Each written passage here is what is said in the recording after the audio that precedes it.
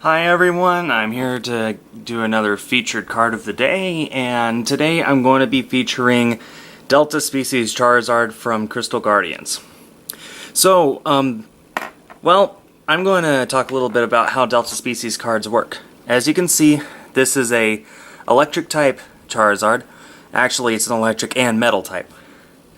With Delta Species, they pretty much they had a ton of cards that were a different type than they would normally be. Charizard's normally either a fire or flying type, which would be colorless in the card game. I don't believe it's ever been a colorless except for Crystal Charizard, but they decided to take a bunch of cards and make them different types than they would normally be, which added to the game. They would still have the same weakness as if they were the original type. As you can see, this is a water type weakness.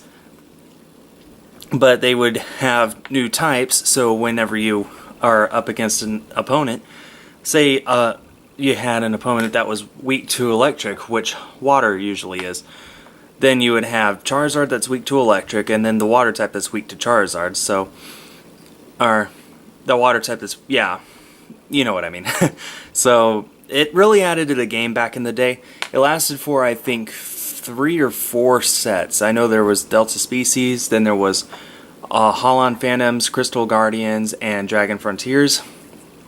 And then after, there was also Legend Maker, which didn't have any Delta Species cards, and there was Power Keepers, which didn't have that either. That was the last set before Diamond and Pearl.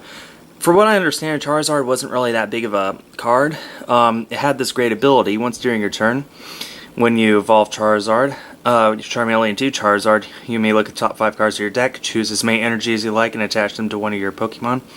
It could power it up really quick, but then Metal Burn did 120, which was pretty big, but there were still some Pokemon that were huge even back then, and this wouldn't even one-shot them. It would put a lot of damage on them, but you couldn't just knock it out in one hit.